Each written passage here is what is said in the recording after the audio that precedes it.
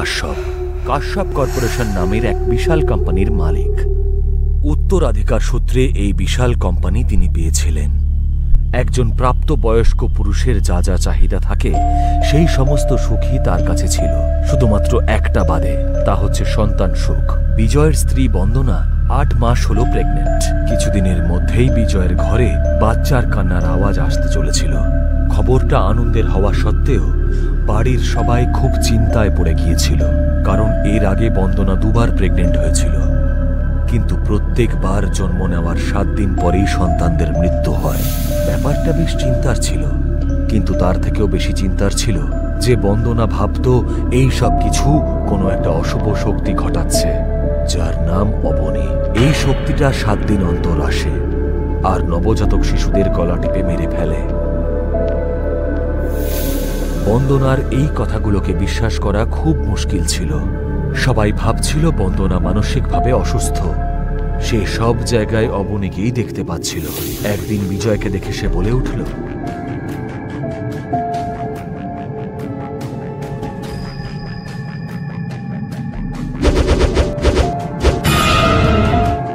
কি করতে এসেছো তুমি? কেন এসেছো এখানে? কেন এসেছো এখানে? বলো বলো। কার সাথে কথা বলছো তুমি? ওর সাথে, যে ঠিক তোমার পেছনে দাঁড়িয়ে আছে, অবনী। বিজয় পেছনে ঘুরে দেখল, কিন্তু সেখানে কেউ ছিল না। বন্দনা, ওখানে তো কেউ নেই। আছে, ওখানে আছে। তুমি কেন দেখতে পাচ্ছ না? ওই তো দাঁড়িয়ে আছে, দেখো। আমার দিকে এগিয়ে আসছে ও। এবার ও আমার সন্তানকে মেরে ফেলবে। সরে যাও বলছি, সরে যাও। এটা বলা মাত্রই বন্দনা সেখান থেকে দৌড়ে পালাতে লাগলো। ওর এরকম অবস্থা দেখে বিজয় একটা বড় ডাক্তারের কাছে নিয়ে যাওয়ার সিদ্ধান্ত নিল, কিন্তু তাতে খুব একটা লাভ হলো না। বন্দনার অবস্থা দেখে বিজয় বুঝতে পেরেছিল যে আধুনিক বিজ্ঞানের কোনো চিকিৎসা করতে পারবে না। বিজয় স্ত্রী এবং সন্তানকে নিয়ে কোনো রিস্ক নিতে চায়নি। সেই জন্য সে একজন তান্ত্রিকের কাছে গেল। তান্ত্রিকের কাছে যেতেই তান্ত্রিক বন্দনাকে কাছে বসিয়ে নাড়ি দেখতে শুরু করল, আর কিছুক্ষণ ধ্যান করার পর বলল, ও যা বলছে একদম ঠিক। এই সব কিছুই অশরীরী শক্তির জন্যই হচ্ছে, আর আমরা যদি এখনই কিছু না করি তাহলে তোমাদের এই সন্তানটাও বাঁচবে না। এই কথা শুনে বিজয় চুপ করে গেল আর বলে উঠল, না না বাবা, আমি আর আমার সন্তানকে হারাতে চাই না। আপনি কোনো একটা ব্যবস্থা করুন বাবা। এই ব্যাপারটা এত সহজ নয় বাবা। এই আত্মাকে আমরা কোনো মতেই বাগে আনতে পারবো না যতক্ষণ না জানতে পারবো এই আত্মাটা আসলে কার আত্মা, আরো কি চাইছে। কিন্তু ততক্ষণ ওর হাত থেকে বাঁচবার জন্য একটা উপায় আছে। তুমি তোমার স্ত্রীকে একটা ঘরে বন্ধ করে রাখবে। বাড়ি পৌঁছানো মাত্রই বিজয় বন্দনাকে একটা বন্ধ ঘরে রেখে দিল। তারপর তান্ত্রিক এসে পুজো শুরু করল। ঘর জুড়ে বিশাল যজ্ঞ করা হলো, আর কিছু আহুতি দেওয়ার পরে তান্ত্রিক চাল এবং মোমবাতি দিয়ে বন্দনার ঘরটাকে ঘিরে ফেললেন। মা কালীর মন্ত্রপুত গণ্ডি এটা। যতক্ষণ বন্দনা এই সীমারেখার মধ্যে থাকবে ওই আত্মা সন্তানের কোনো ক্ষতি করতে পারবে না। কিন্তু সাবধানে থেকো, কারণ বন্দনা কিন্তু এখনো সম্পূর্ণ সুরক্ষিত নয়। ওই আত্মা ওর ক্ষতি করার সমস্ত চেষ্টা করবে। তাই সন্তান জন্ম নেওয়ার পরেই তোমরা সবাই গঙ্গায় স্নান করে এই মন্ত্রপুত তাবিজটা পরে নেবে। যতক্ষণ এই তাবিজটা থাকবে ততক্ষণ ওই আত্মা কিচ্ছু করতে পারবে না। সমস্ত পুজো ভালো করে করে তান্ত্রিক সেখান থেকে চলে গেলেন। কিন্তু বন্দনাকে ঘরবন্দি করায় ওর অবস্থা ক্রমশ আরো খারাপ হয়ে গেল। বন্দনার উপরে ওই আত্মার প্রভাব বেড়েই চলেছিল। বন্দনা কখনো নিজেই নিজের চুল ধরে টানত, আর কখনো বা দেওয়ালে নিজের মাথা ঠুকত। একদিন রাতে হঠাৎ করেই বন্দনা চিৎকার করে উঠল আর পেটে আঘাত করা শুরু করল। সন্তান আমার নয়। ওই সন্তান চাই না, মেরেই ফেলবো আজ। আমি ওকে মেরেই ফেলবো। আর অবনীও তো তাই চায়, শেষ করে ফেলবো আজ। বন্দনা নিজেই নিজের ক্ষতি করার চেষ্টা করছিল। ঠিক সেই সময় বিজয় এসে বন্দনার গায়ে গঙ্গা জল ছিটিয়ে দিল। কিছুক্ষণ চিৎকার করার পরে বন্দনা অজ্ঞান হয়ে গেল। কিছুদিন এইভাবেই চলার পরে বন্দনা একটা ফুটফুটে সন্তান জন্ম দিল। সবাই তান্ত্রিকের দেওয়া তাবিজটা ধারণ করল। সন্তান জন্ম নেওয়ার পরেই বন্দনার শরীর বেশ ভালো হয়ে গেল। বেশ কিছুদিন সব ঠিকঠাক ছিল, কিন্তু একদিন বন্দনা দেখল ওই আত্মাটা জানলা দিয়ে বাচ্চাটার দিকে একভাবে তাকিয়ে আছে।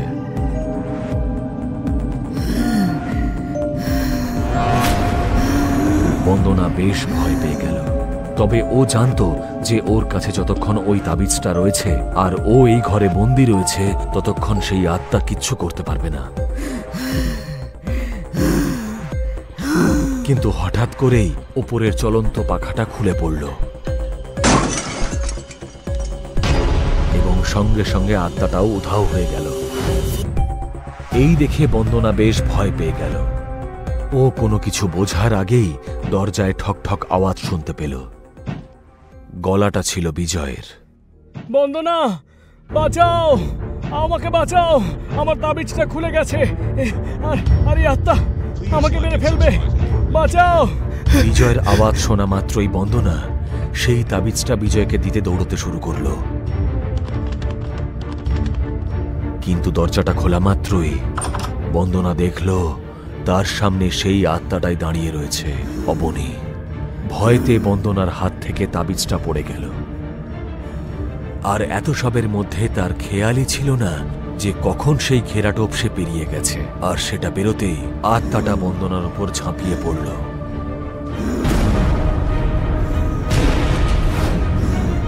আর বন্দনা এক ঝটকায় অনেকটা দূরে গিয়ে পড়ল। আর ও যখন চোখ খুলল তখন বন্দনার পুরো চোখটা সাদা হয়ে গিয়েছে।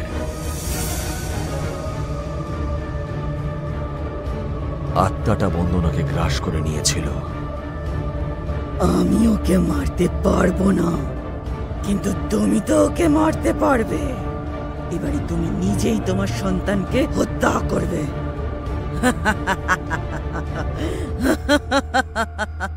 বন্দনা পাশে থাকা চাকুটা নিয়ে বাচ্চাটাকে খুন করার জন্য এগিয়ে গেল। বাচ্চাটার উপর আক্রমণ করতেই যাবে, তখনই সেখানে বিজয় এসে হাজির হল। অনেক কষ্টে সে বন্দনাকে শান্ত করল।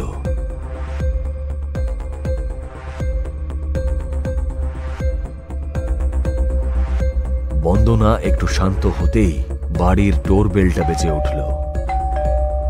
বিজয় এগিয়ে গিয়ে দরজাটা খুলল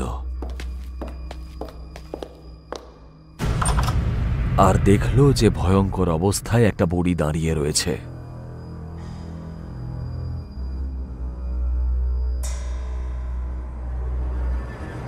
দরজাটা খোলা মাত্রই সে ভয়ঙ্কর ভাবে হাসতে শুরু করল। মরে গেল তো তোমার দুটো সন্তান। এইবার এই সন্তানটাও তোমাদের মারা যাবে। মরবে, ও মরবে, এটাও মরবে। বিজয় বুড়িটাকে পাগল ভেবে সেখান থেকে তাড়িয়ে দিচ্ছিল। এমন সময় ওমকার সেখানে এসে উপস্থিত হল।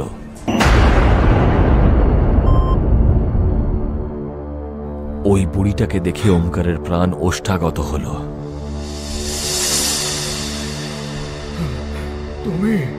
তুমি এখানে কি করে এলে? না না, না, এটা কিছুতেই হতে পারে না। তখনই বুড়িটা ওমকারের ওপর ঝাঁপিয়ে পড়ল। ওমকার প্রায় অজ্ঞান হয়ে যাবে এমন অবস্থাতেই বুড়িটা ওকে ছেড়ে দিল।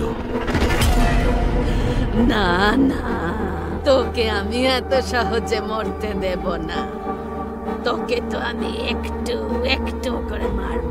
তোর নিজের চোখের সামনে তুই তোর পরিবারটাকে শেষ হয়ে যেতে দেখবি।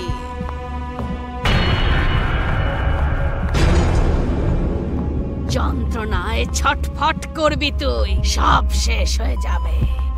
আর তখনই বুড়িটা ওমকারকে ছেড়ে দিয়ে বন্দনার গলাটা চেপে ধরল। আর তখনই বিজয় নিজের গলার তাবিজটা বুড়িটার গলায় পরিয়ে দিল। তাবিজটা পরা মাত্রই তার শরীর আগুনে পুড়তে শুরু করলো।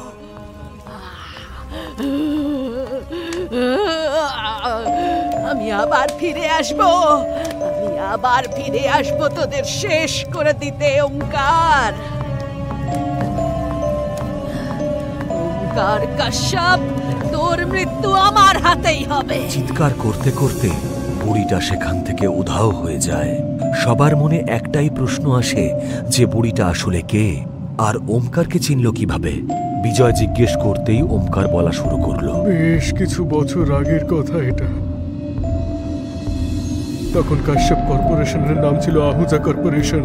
আর এই ব্যবসাটা আমি আর আমার বন্ধু মানিক আহুজা দুজনে মিলে শুরু করি। খুব কম সময়ের মধ্যেই আমরা ব্যবসায় উন্নতি করে ফেলি।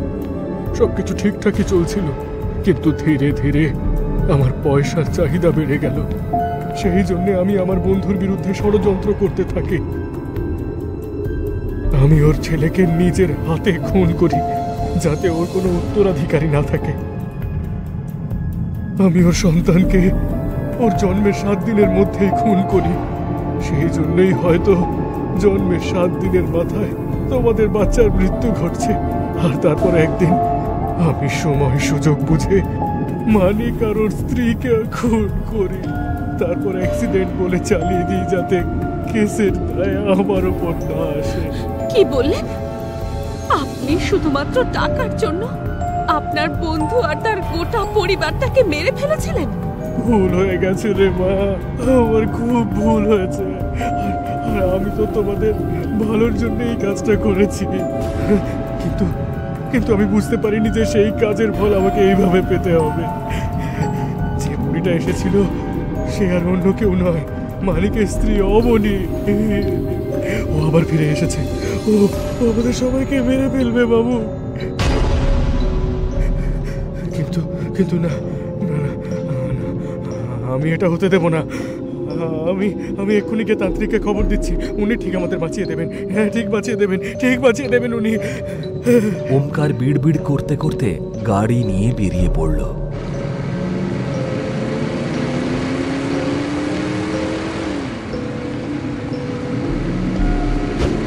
আর তখনই হঠাৎ মাঝ রাস্তায় সে বিজয়কে দেখতে পেল।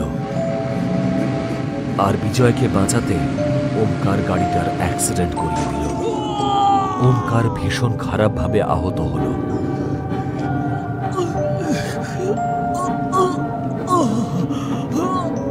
মাথা তুলতে ওমকার দেখল যে সেখানে বিজয় নয়, মানিকের স্ত্রী অবনী দাঁড়িয়ে রয়েছে। ওমকারের এই অবস্থা দেখে সে হাসতে শুরু করল আর হঠাৎ উধাও হয়ে গেল। আর অন্যদিকে বিজয় এবং বন্দনার ঘরে এসে হাজির হল।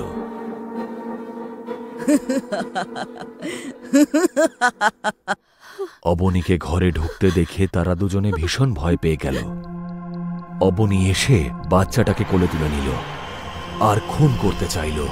তখনই বন্দনা অবনীর পায়ে পড়ে কাকুতি মিনতি করল। না না, তুমি আমার প্রাণ নিয়ে নাও, কিন্তু আমার সন্তানকে তুমি ছেড়ে দাও। আমি তোমার কাছে আমার সন্তানের প্রাণ ভিক্ষে চাইছি। আমি সব জানি তোমার সাথে অন্যায় হয়েছে, কিন্তু তুমিও তো একজন মা। আমি সন্তানের জন্য অনেক অপেক্ষা করেছি। তুমি ওকে ছেড়ে দাও।